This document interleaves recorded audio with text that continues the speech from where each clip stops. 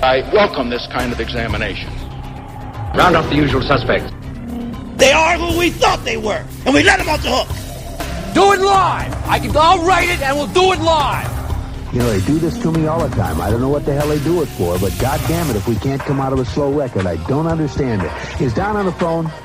That it is immoral and wrong that the top 1/10 of 1% in this country own almost as much wealth as the bottom 90%. I think there's blame on both sides, and I have no doubt about it. They will note merely that I was among the senators who determined that what the president did was wrong. Meeting in the middle of the desert always made me nervous. It's a scary place. Whoever told you that you could work with men? If ISIS started a streaming service, you'd call your agent. And for the international order that we have worked for generations to build. It's morning again in America. This is the Midnight Rider News Show with S.T. Patrick. Hello, America and the world. Welcome to the Midnight Rider News Show. This is Rob Clark, your friendly neighborhood guest host, traipsing through the trials and travails that have so tempestuously and untruthfully been blasted into your eyes, ears, and minds by the state-sponsored talking heads, court historians, and the textbook conglomerates that control information today. Ha! Got it right that time. What's up, everybody? Welcome to the show. I am the guest host, Rob Clark, host of the Lone Gunman podcast, host of Quick Hits, or co-host of Quick Hits with my buddy Doug Campbell. And you can find those wherever good podcasts are listened to. So if you like what you hear today, please feel free to like and subscribe to our other shows. And make sure you let ST know that you like me doing this. Okay? I never know how these shows go over. So give him some good feedback if you like what you hear. I would appreciate it. Today we're going to be talking about the fan, or a fan.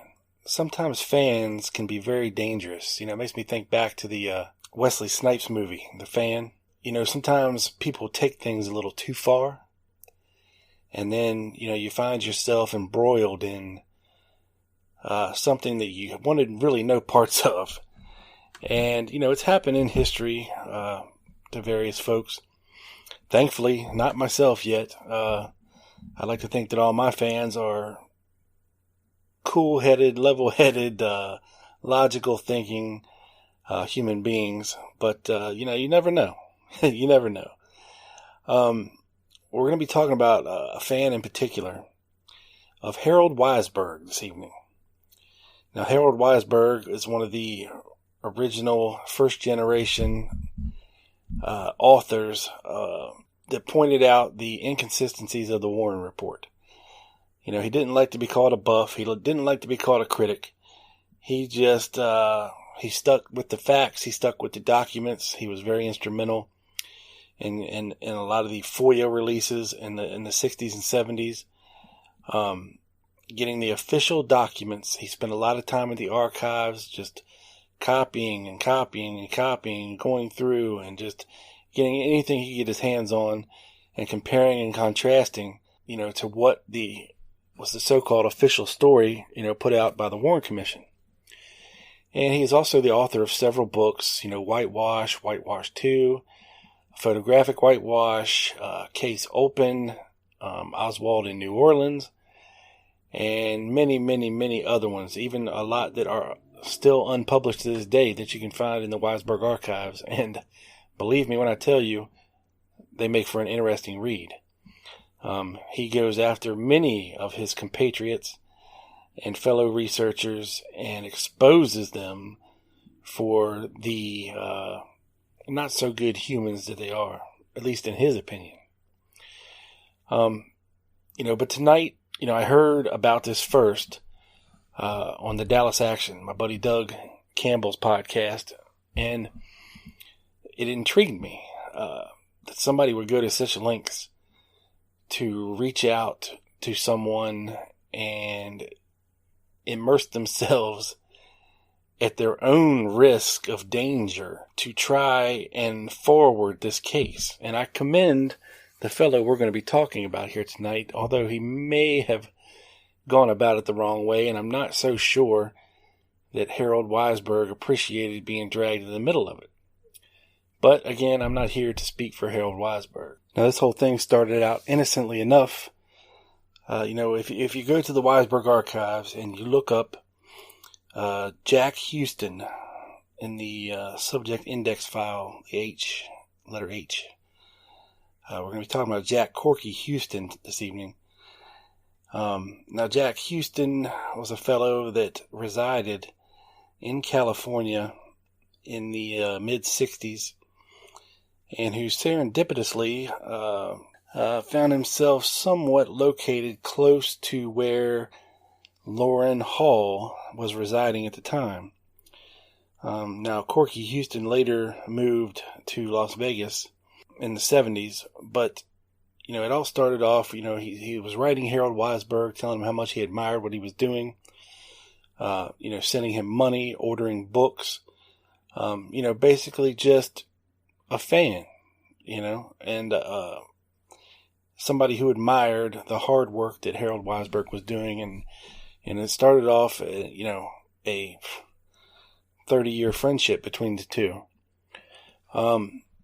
Now, in the mid-60s, if we go back to the time of the Warren Commission, the name Lauren Hall comes up only in regards to the Sylvia Odio affair, in which, she claimed that these three men visited her.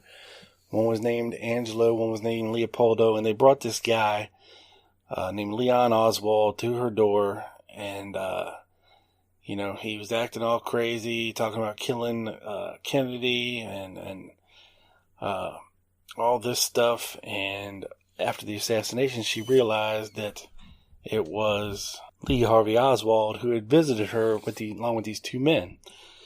Now, these two men were identified as Lauren Hall and Lawrence Howard, and by the FBI.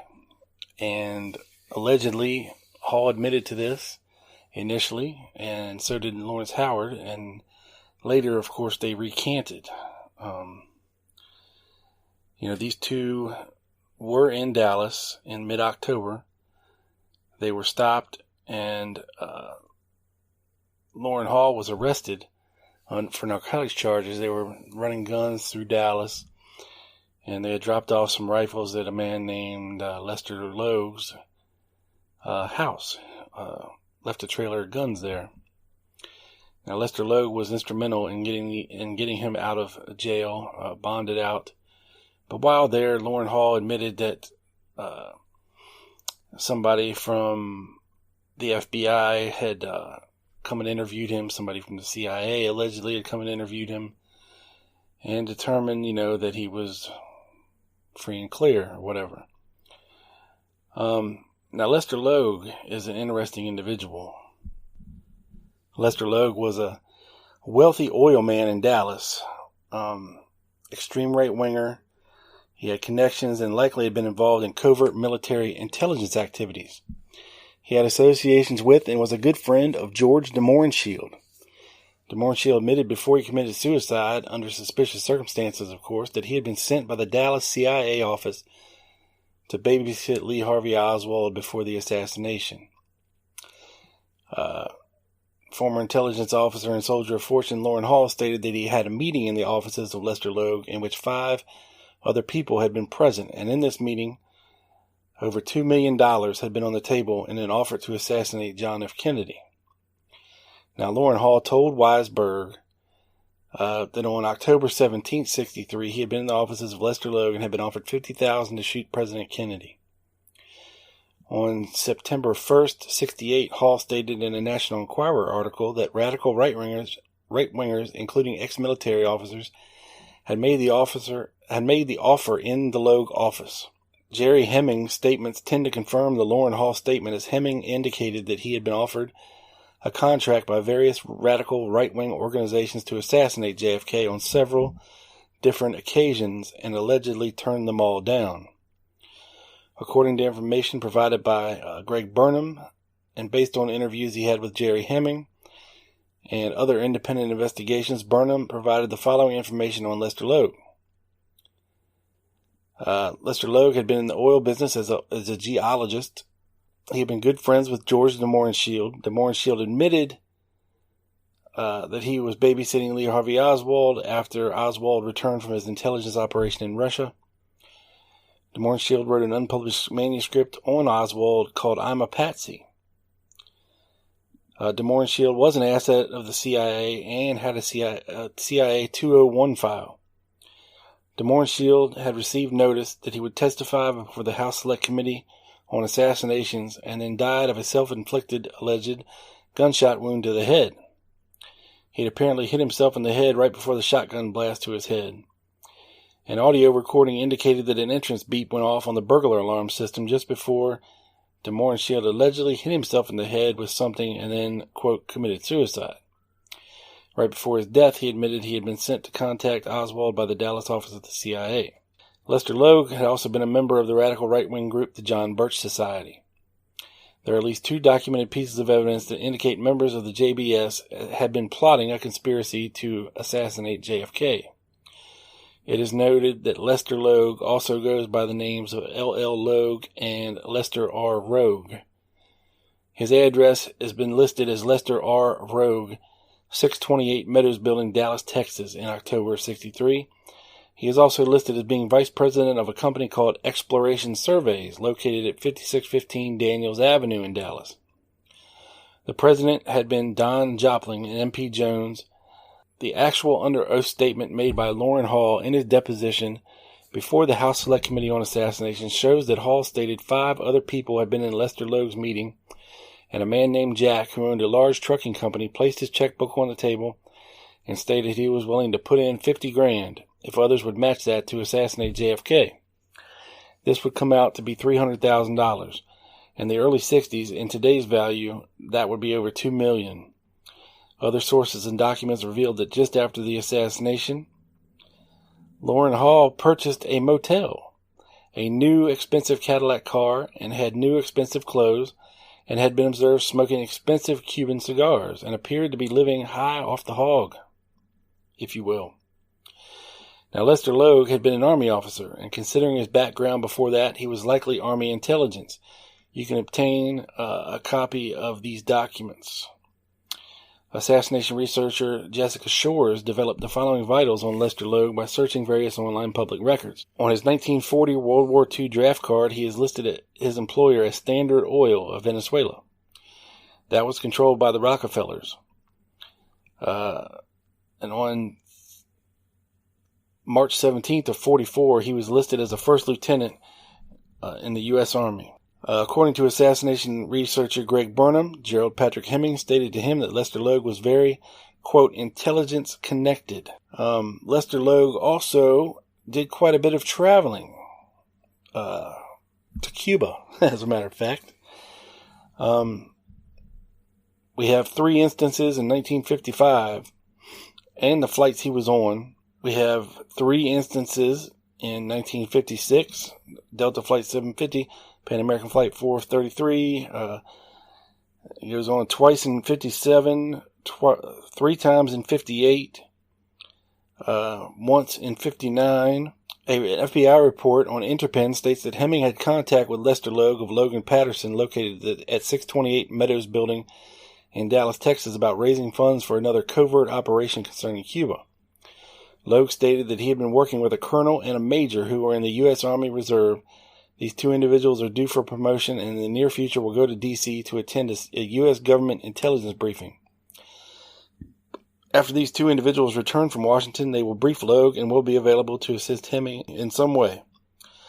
Logue also stated in about 10 days he would visit Miami, Florida and set up an intelligence gathering operation. This would put the date to set up an intelligence operation in Miami about 1.5 months from the time of the assassination. This PDF file can be found at Mary Farrell. This document tends to show that Logue was more than just in the oil business. He was deeply involved in covert intelligence activity. There has been some talk in some serious assassination research circles that these people are talking in code. When they're talking about another Cuba operation, what they may be really talking about is the JFK assassination. And it goes on and on and on.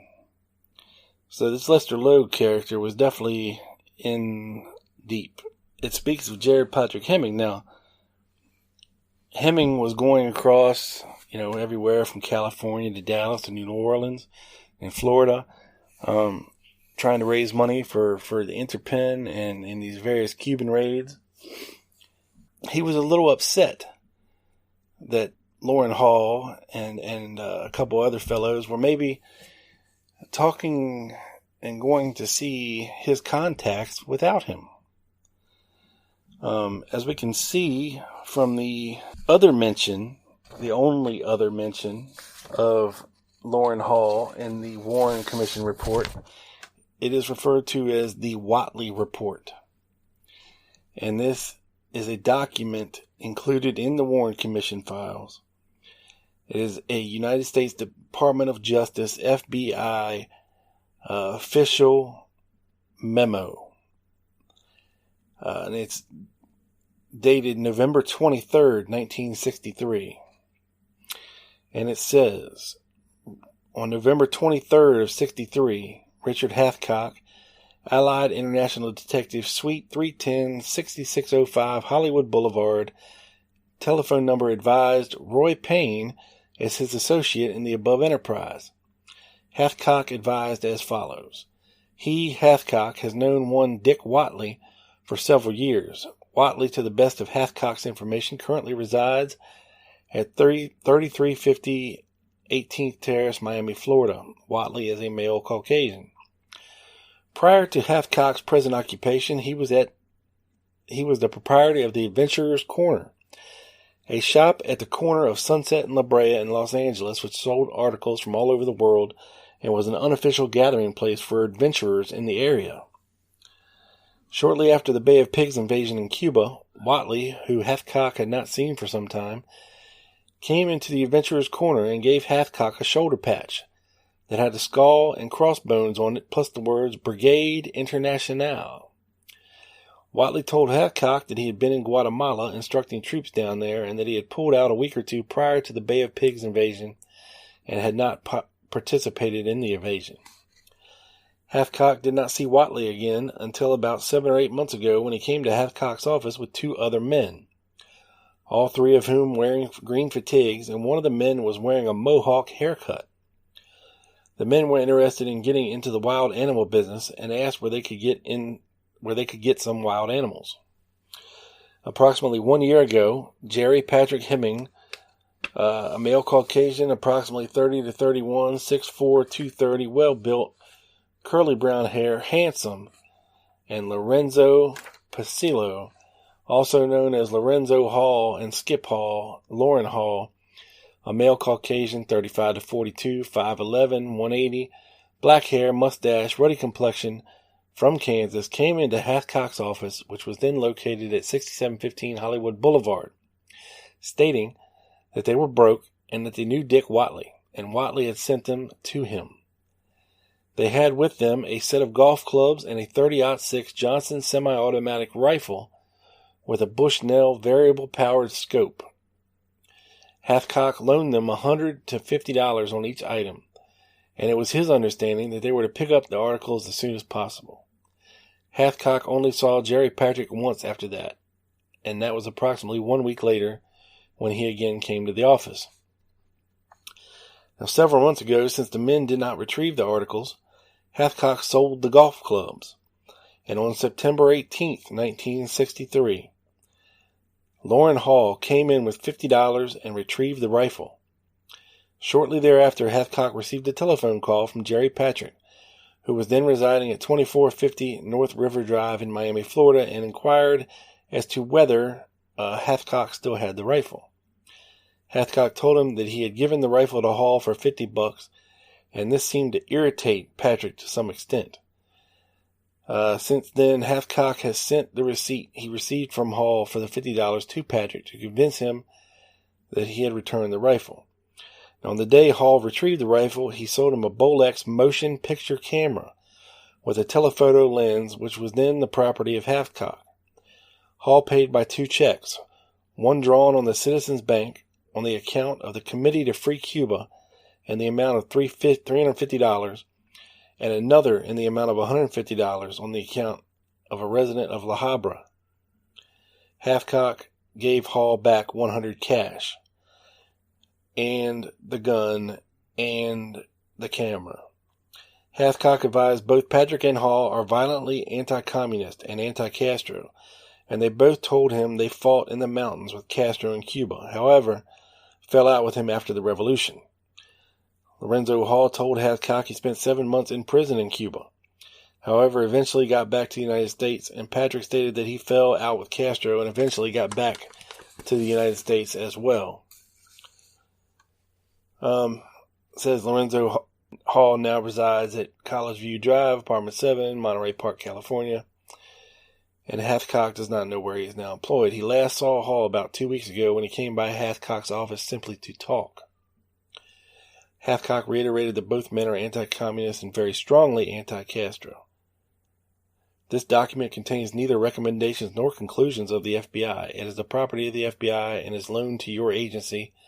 It and its contents are not to be distributed outside your agency. So, that's interesting. Also on this date, November 23rd, 1963, according to A.J. Weberman, and his website, I forget what nodule it is, but Hathcock and Payne were visited by the FBI, and they were inquiring about this rifle. Now, how did they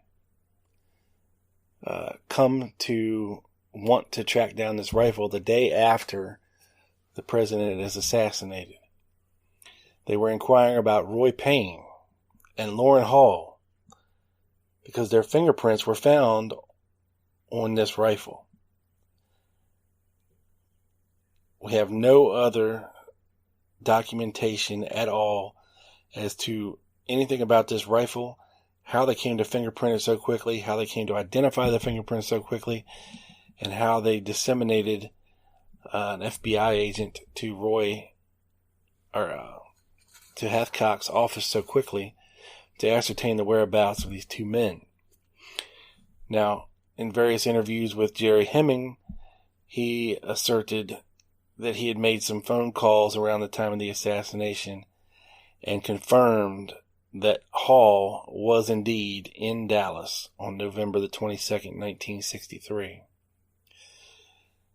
From the HSCA testimony of Thomas Beckham and what he said about delivering plans and photos and diagrams and whatever else he took to Dallas 2 weeks before the assassination, that Lawrence Howard was there as well. And according to Jim Garrison, in his investigation, it was apparent these two men had been staying in Dallas for some time. Although we can confirm that Lauren Hall had come back to Florida before returning to Dallas. Approximately 3 weeks before the assassination, he was in Florida. And actually stole two more of Jerry Patrick Hemming's guns. So yeah, you can see why Hemming was a little pissed off. So was he being truthful when he confirms the presence of Hall in Dallas on November 22nd? Or was he just mad because Hall had stolen his guns to maybe set up Hemming to make it look like he was actually the one in Dallas on November the 22nd? Something interesting to consider for sure. Now, I laid all that on the table for you so you could understand why I think that this guy and his crew are some of the best suspects we have for the Dealey Plaza operation. When it comes to someone who would actually pull the trigger and blow Kennedy's head off, I can only think of two motivations. One, of course, is money. You pay a man enough money, and I'm sure he'll have no problem pulling that trigger no matter who it is. The second is ideology, conviction, purpose. And you combine the two, and you have a very, very dangerous person on your hands. Now, what else would come into play in an operation of this magnitude? Of course, you would want to ensure that you could get away with it and you would not be caught, because then what's the point of doing it? So an obvious plan had to be put into place and agreed upon before any of this went down. And apparently they had a good one, because here we are 56 years later and we still don't have proof, concrete anyway. We have a lot of circumstantial evidence, but no concrete, absolute 100% proof to convince everyone in the world that these guys were in on the operation, and that extreme right-wingers with deep pockets and a hatred of Kennedy, who felt that he was soft on Cuba, soft on Russia, mad about the Bay of Pigs, and felt that something needed to be done. There was lots of these guys in the South back then, and you combine that with some guys that were hungry, some guys that believed enough to do this kind of thing that they would leave their families for months at a time to run across the United States, asking people for money, giving speeches, and trying to raise up supplies for medicine and guns to make these raids into Cuba on their own, because our government wouldn't do it. This is the type of people we're talking about here. Okay? It's deep conviction type stuff. Now you feed a man like that $300,000, which is $2 million in today's money, and assurance that yes, you can get away, and here's a foolproof plan, and here's how we're going to do it. It's a very dangerous proposition. Now, I just wanted to set the table so you know what kind of person we're dealing with here. Very dangerous in right circles. Going back to Jack Corky Houston, like I said, his friendship with Harold Weisberg started as an admiration, a fan, if you will, of the work that Weisberg was doing. And Weisberg always, at least from what I can see, and if you go to his archives, you can see all of his correspondence with other researchers, people that have ordered his books, people that just wrote to him to talk or wanted to let him know their ideas and bounce ideas off each other and blah, blah, blah. It's very interesting stuff to go back and actually see all that. Now, both Loren Hall, Lawrence Howard, and Thomas Beckham were all summoned to Jim Garrison's grand jury investigation into the murder of President Kennedy involving David Ferrie, CIA, Clay Shaw. They were all summoned to New Orleans. Supposedly, Lawrence Howard agreed to come and cleared his name and acted all professional. Loren Hall finally acquiesced after being issued a summons, and he came and talked to Garrison's people, and so did Thomas Beckham. Now, whatever they told Garrison, and it's out there, the interviews are out there, they're very interesting, but nothing earth-shattering, nothing groundbreaking, nothing mind-blowing. According to Lawrence Howard, anyway, he had an airtight alibi for November 22nd. That's what he told Garrison. But on March 8th, or March 9th of 1968, Jack Corky Houston wrote a letter to Harold Weisberg and states this: as per our last phone contact, Mr. Louis Ivan related to me that Larry Howard was at Johnsondale at one time. He did not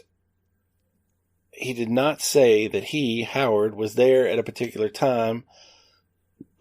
Hall was questioned by the FBI in September of 64. I believe that was the date. I checked personally with the Mount Whitney Lumber Company as to employment of Larry Howard during 1964 or any other year. They do not have a record on Howard. Now, this is the company I believe Howard said that he was with during the time of the assassination, and that they had a secretary confirmed that his time card was there and blah, blah, blah. Yet there is actually no records. Now, to date from our last conversation, Skip Hall returned from the hospital the week of 19th through the 25th of February, seemingly in reasonable good condition, but he had lost some 20 pounds. As I told you on the phone, I had contacted Mrs. Hall previously and had, to the best of my ability, convinced her that Mr. Garrison was sincere in his concern and wished to grant immunity to Skip for his cooperation. I visited her with her permission prior at 7:30 in the evening. My wife was also present. This, as it turns out, was at least one wise thing I did. She concurred on all points and was completely agreeable. I gave her the letter stating Mr. Garrison's intentions, which was sealed and hand-delivered as per instructions. I read the letter in New Orleans myself and approved its contents completely. Indeed, it was at my personal suggestion that this attempt be made, for I was convinced that I could explain to Skip and his wife, even his lawyer if necessary, that cooperation was the only salvation. I did explain this to Mrs. Hall in detail, including arrangements for flight and passage, all with their approval. I remained with Mrs. Hall for some 30 to 40 minutes. Goes on to say, Lauren Hall, he says, also, I've obtained Hall's signature and printing and fingerprints. Again, I don't know the value, but it may assist. My own opinion, no expert, the photos are not in Hall's handwriting or printing. He says, Lauren Hall, in my opinion, knows I or someone with me have fingered him. I feel this conclusive. I'm also sure he will leave this area shortly. He is flighty, nervous person at best. Since the visit of this past Thursday, I feel he's about to come apart. I don't believe I have any personal worry, but I have received a confirmation from my home office of FBI inquiries regarding me. Also, I expect a representative from San Francisco home office, New York Life Insurance Company, to meet with me regarding this entire matter. No one forces me to carry this involvement this far. I sincerely felt I was doing the correct thing. If my integrity is questioned, then so be it, but the intervention of people I feel are grossly incompetent has made this much more perilous than it should have been.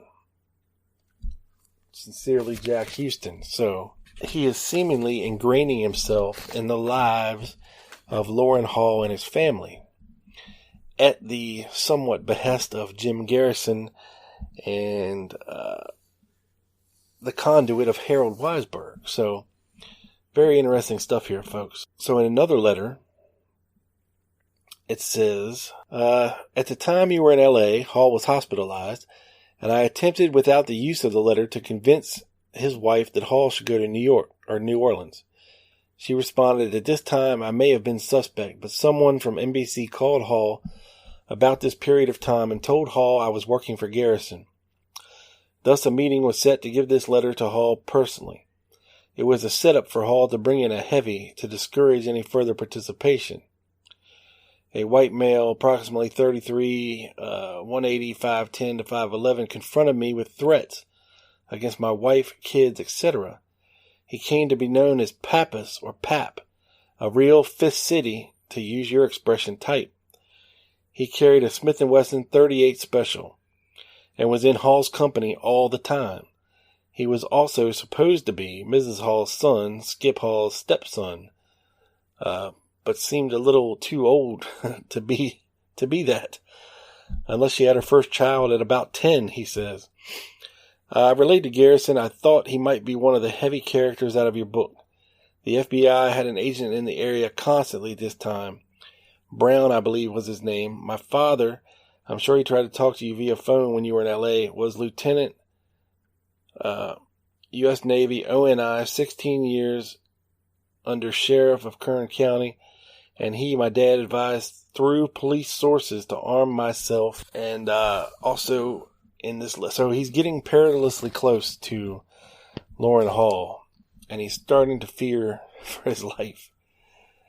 Now, in talking to Hall, okay, he's trying to hang out with Hall, befriend Hall, convince Hall to go to New Orleans to testify that his, just tell the truth, that's your only salvation, you'll get immunity, so on and so forth. In talking to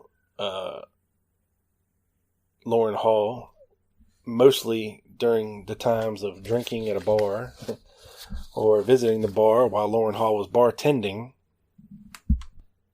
sometimes Hall would open up about things when it comes to the assassination, and he passed these on to Weisberg. In this letter, it goes on to say, statements regarding Shaw's sexual peculiarities, such as that fruit, how'd he, Garrison, find that queer son of a bitch, that big, white-haired cocksucker. No pictures appeared that night on TV of Shaw. Nothing I saw regarding Shaw's sex habits had come out. I didn't know this side until I read Oswald in New Orleans by you, upon my return from New Orleans a year later. I bought your paperback in Dallas, and I'm sure I wrote you for congratulations. I may state with what Hall characterized that night of the first announcement on TV info I immediately sent Garrison, and what Garrison explained to me of Hall's New Orleans trip. I assumed it was a conclusion that they knew each other. Hall was scared. No doubt in my mind also he kept 2 handguns on the back bar constantly, and a loaded shotgun in his pickup at all times. It says, let me, being this is long anyway, relate the end of my association with Hall. Garrison's material witness extradition broke down in California courts. He personally asked me to deliver a letter to Hall stating no charges will be brought against Hall in exchange for his testimony. I did as he asked. The entire incident of assassination to be what some consider incapable of being a party. I'll relate some of my notes, kept at your suggestion, of information I passed to Garrison. Robert Hudson testified in Bakersfield, California, that he was with Hall on November 22nd. Hudson had claimed at the extradition that he and Hall were transacting on an auto and went to lunch together where they heard the news of the assassination. Of course, this was a time I could not interject or cause loss of credibility with Hall. No additional questions were asked of Hudson, but consider these. It was 9 a.m. Pacific time in California when they went to lunch. Was it the first reports? The car, I was told by Hall, was a white Olds, a description that kind of rings a bell with Bauer's testimony of a car seen behind the grassy knoll. The transaction, as I was able to find out later, did not take place until early December. Hudson later stated it wasn't the 22nd of November, but within a week or two. Another party who didn't know where or with whom he was with. I was with Hall the night Garrison charges on Shaw were made public. So, Jack Corky Houston was in the company of Lauren Hall the night that the Garrison investigation was announced to the public. Now, the next correspondence we have, so that basically annihilates Lauren Hall's so-called alibi for November 22nd, 1963. So we have another correspondence. This is from February 15th, 1969, where Weisberg is writing Corky Houston back. He asked him, have you heard anything further of Skip? He seems to have disappeared. Do you think your former associate would not come up with those pictures now that the heat is off? Thanks for your good wishes. Best to you. Hope you are making out okay. And he says, this is the fellow who got turned on by my first 2 books. Now he's talking about, he made a note on this letter that he actually didn't send to Corky Houston. He did it afterwards for his own files. And he writes, this is the fellow who got turned on by my first 2 books and entered Lauren Hall's home and took pictures of some of the notes and memos that he saw. I turned it over to Dick Billings at Life magazine, which loused it up with thoroughgoing professionalness. The result was heavy Phoebe, that's FBI, attention. The frightening of his colleague who froze onto everything. His loss of his insurance job, etc. He has connections with deputies in Vegas if there's anything we want checked out there. So apparently, Jack Corky Houston had actually broken into Lauren Hall's home while he wasn't there and allegedly took pictures of all kinds of stuff, notebooks and other things that he found, and sent it to Harold Weisberg, who turned it over to Life magazine, who he says thoroughly mucked it up. Then supposedly Houston had lost his insurance job from New York Life, and all kinds of stuff crapped out about this. Now, moving on to a letter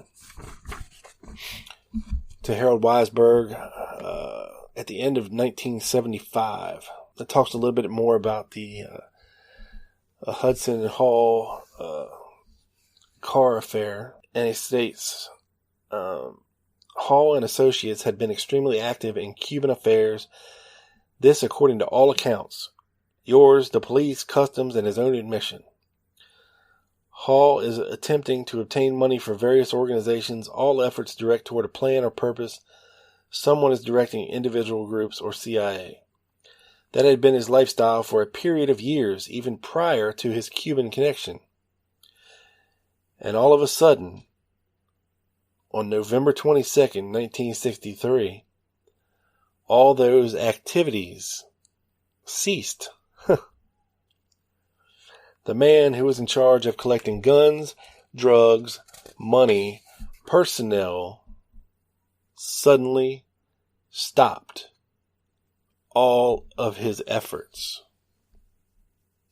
That's an interesting one. Very interesting. I have another paper here talking about Art Kevin, who's another kind of guy. He was a radio guy out in California who befriended Lauren Hall as well and was also conversing with Harold Weisberg about it. And a buddy of his sent Harold Weisberg this note that said, Kevin did phone back after 4 hours, taped with scared, divorced, shook up again Hall, who is hiding. He looks like he did in that cigar picture again. Now, if you know what that is, and you Google Lauren Hall and you see a picture of where he's got this big old bushy goatee, chomping a cigar, his hair's all crazy. Apparently he's off his rocker again. Now he's divorced, and scared and shooken up. He told Art nothing I didn't know, but with a couple of dubious details to make it current, like Mafia CIA angle.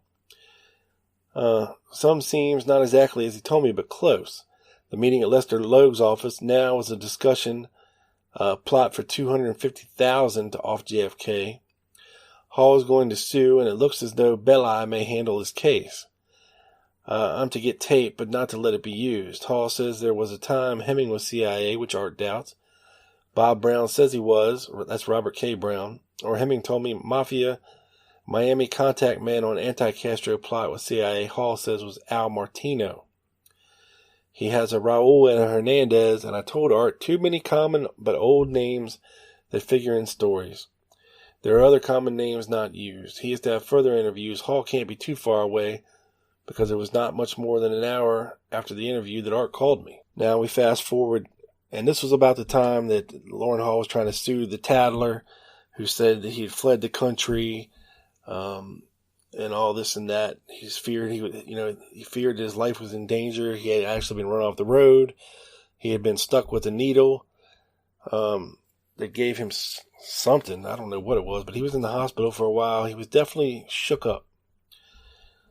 So Corky Houston in this other letter, dated May 25th of 77, states this. I have the below info recorded in 2 different places. and will copy all available info again and forward to you as soon as possible. As you know, and I will need not detail here, I knew Hall as well as anyone outside his family for a period of 2 years. Under the condition of emotional stress was, in my opinion, the only period where he could not prepare or concoct a story. To say in one instance how close we were during the investigation period, Hall loaned me $50 and sponsored me to become an elk. I didn't need the money, but he insisted that I join. In a bar in Wolford Heights, California, known as Larry's Den, fitting name, on or about the 15th of November, 1967, Hall, in a remorseful mood, drinking, started the Kennedy conversation. I point this out, Harold, as to the only time I know Hall to refer to Mr. Trafficante and bring it up out of chronological order, because we spoke of this today, and my notes and reminders are not with me presently. He goes on to say, Hall's two most revealing statements were made once in the presence of my cousin, a Mr. Norman Tibbetts of Lake Isabella, and his wife Bunny, and myself. This I've written to you previous, but to re-explain, Hall did state to the three of us that he had been in on the Kennedy assassination in Dallas. It must be also concluded that Hall was drinking very heavily on this occasion. Hall did not say I killed him, but rather wanted to leave that impression for us to get on our own. Of course, at that time, I did not note the exact hour or write down his exact statements. My opinion was Hall was bragging, and so it was only on later reflection and memory that this would be the first occasion of his so-called confidence in others.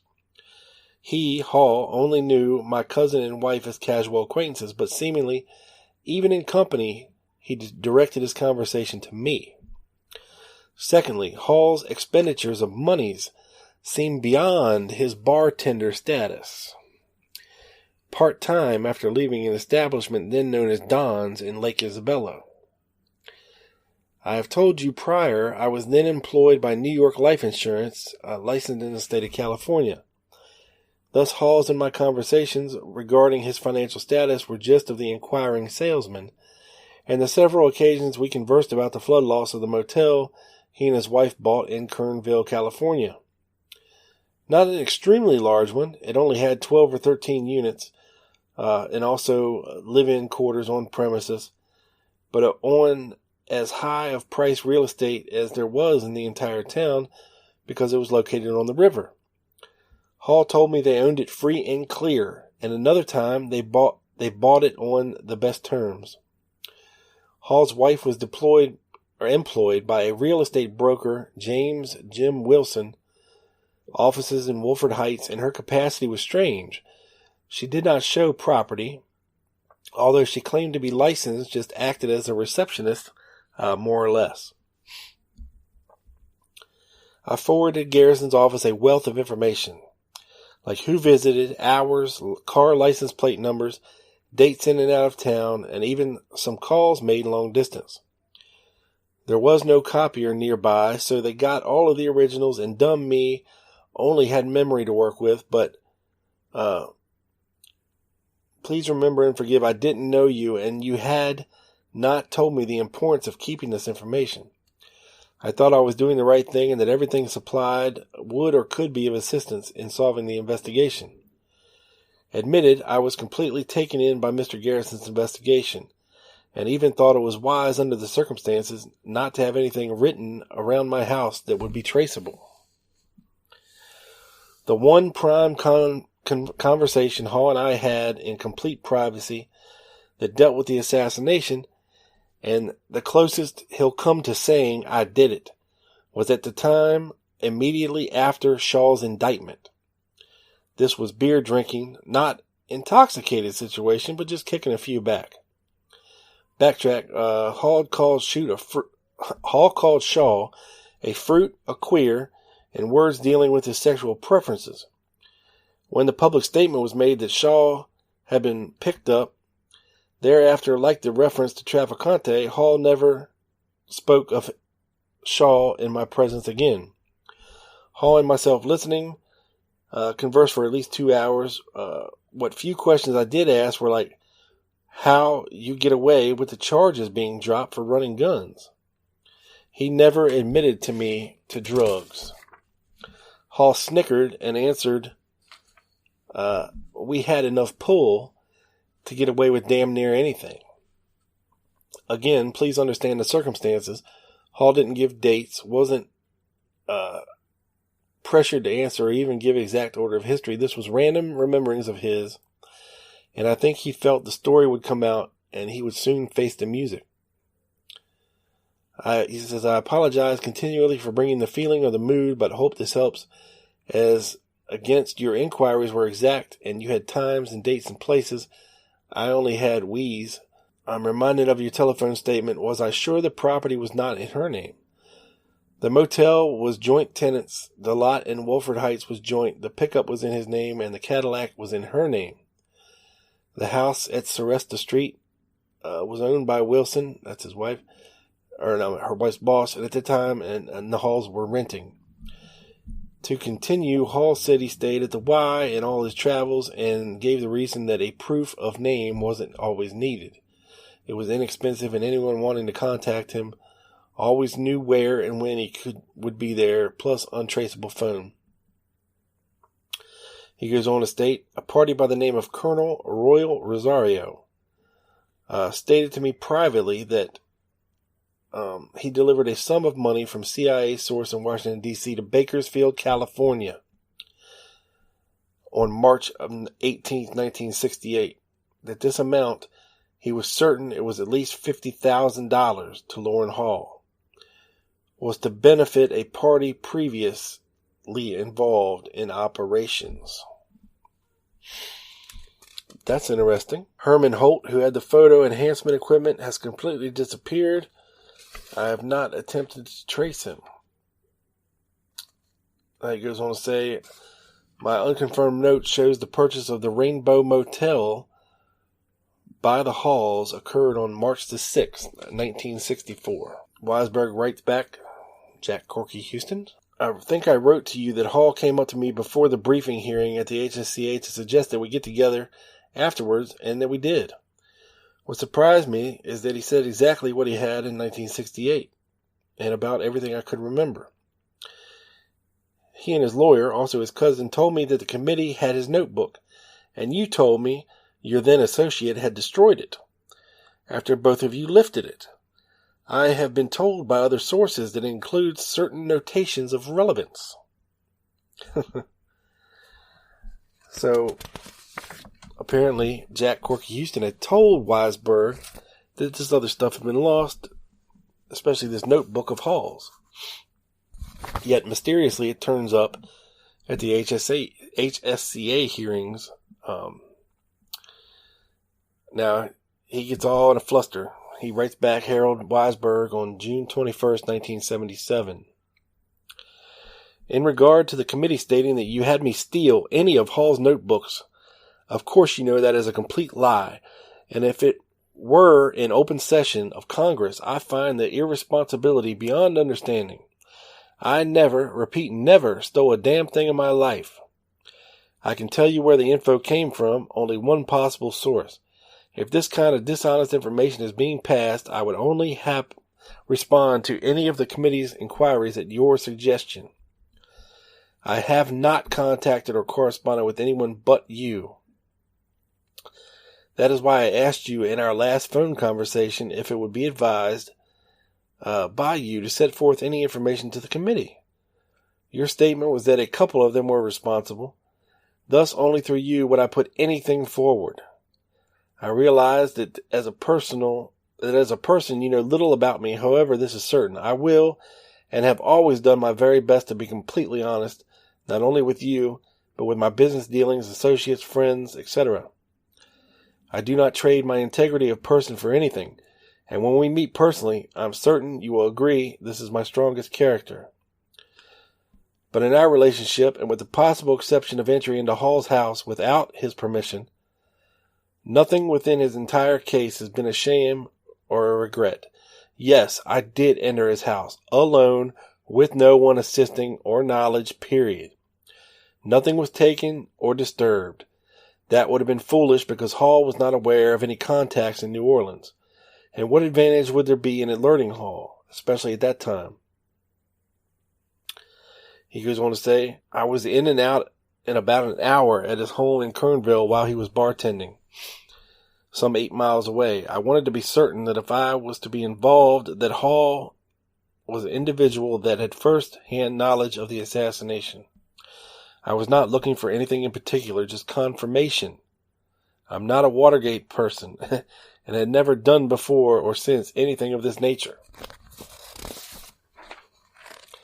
Thus, during the entry, I took a very inexpensive camera with me, but not really knowing what I was looking for, I assumed if something of importance was available, I would photograph it and leave everything in order.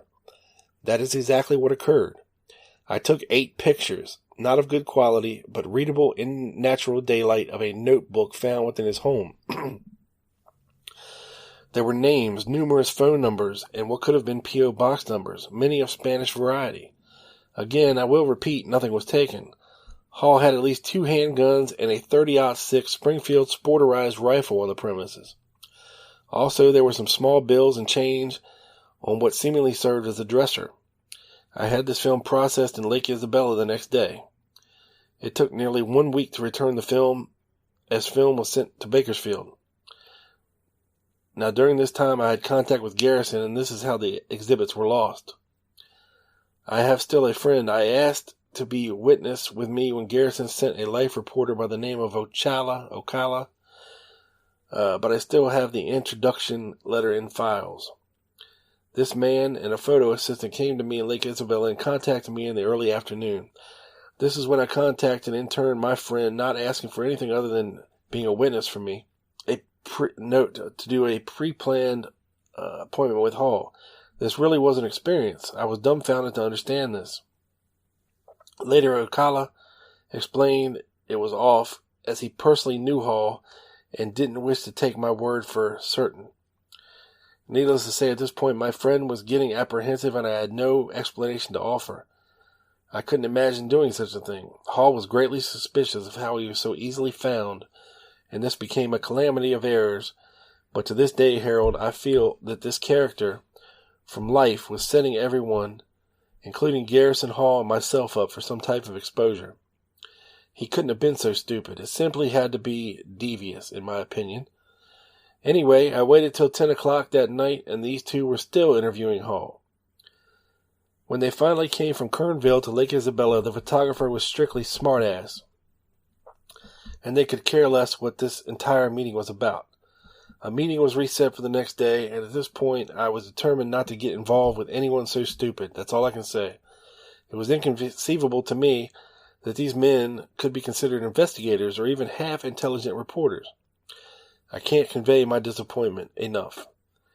These idiots were dealing with people that would just as soon wipe you out as look at you, and they didn't care in the least or anyone's personal safety. Later that same night, my friend stated he didn't wish to be involved, and I can truly understand because I came very close myself to saying to hell with it. And the original prints and negatives were torn to small pieces and flushed down the toilet.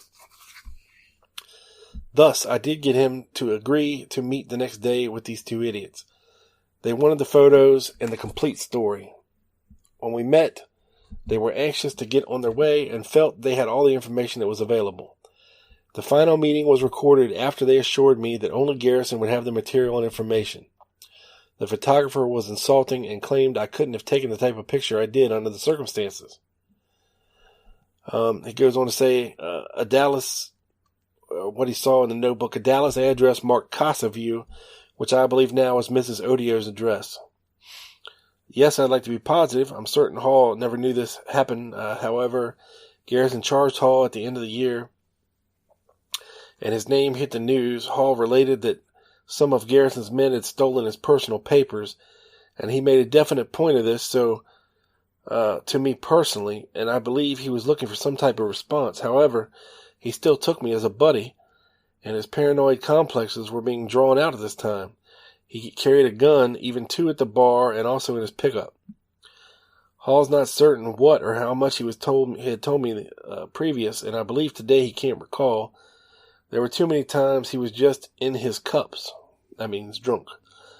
But his stories, contrasting to what he may have told you in 68 and now, to me would vary mostly as to his personal involvement. At one time he was, I feel, really trying to impress me. Why, I don't know, but possibly he needed to unload to a friend. Hall also knows nothing was stolen from him, or else I'm certain he would have made every effort to find out who. Importantly, any notebooks or materials he or his attorney puts forth would be greatly suspect. I don't believe he retained anything after Garrison charged him. He was scared. He got rid of everything. Hall was really looking over his shoulder for this period, and I still believe his health failure shortly thereafter was caused by the tension and stress and real fear he was carrying with him. Again, I could be mistaken, but you would have to have been there at the time to understand this change. Thus, I feel that any personal papers would have been destroyed. I'm indeed curious as to Hall's present lawyer. This is a new one. I'd be curious enough to run a check on him also, and as I stated above, I would like, if possible, a description of Hall's notebook, just to see if it's the same one I found at his home 10 years ago. He says, the source of this info to the committee, as you know, had to come from Garrison's files or someone who had access to Garrison's files. So, crazy stuff here. During the time of the Hsca, to which Loren Hall famously pleaded the Fifth Amendment to the first question they asked him, and that was, where were you on November 22nd, 1963? I would like to plead the Fifth. They then had a little conversation with him, told him that he had been granted immunity and that he had to answer the questions. So, after that, they answered the questions. Nahara Weisberg had showed up there, and he was buddy-buddy, about as buddy-buddy as you can get, I guess, with Loren Hall. Went drinking with him, or had a couple drinks with him. Hall trusted Weisberg. Loren Hall was a real suspect in Garrison's eyes, but he couldn't prove anything. Same with Lawrence Howard, and Beckham never did tell Garrison the truth. That all came later, and it all came out at the Hsca, and it was all allegedly shut down by Robert Blakey. House investigator Cliff Fenton was so scared he quit and never did talk about his time with the Hsca. You know, after Beckham came out and said what he said, they shut down that entire avenue of investigation. I think it would have eventually led to the truth. And you can go back in the archives and hear about Thomas Beckham here at the Midnight Rider News Show.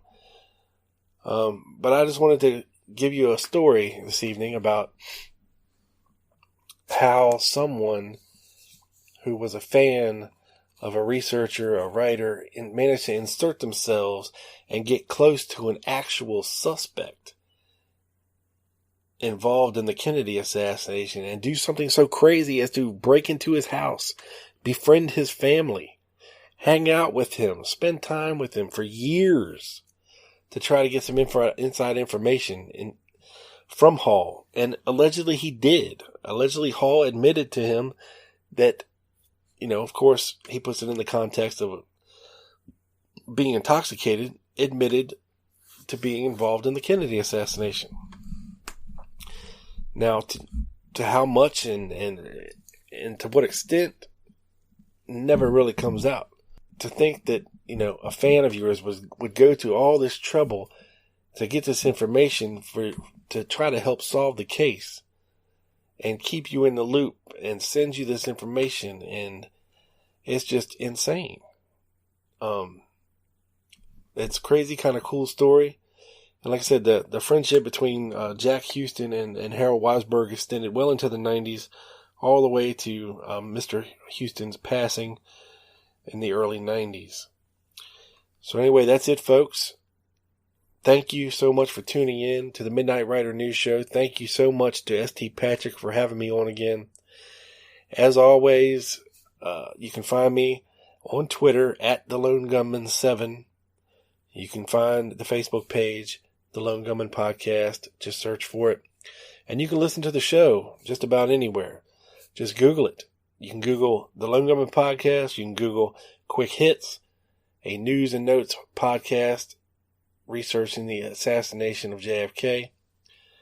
And also, on June 20th, I will be doing I will be the special guest lecturer for Dealey Plaza UK.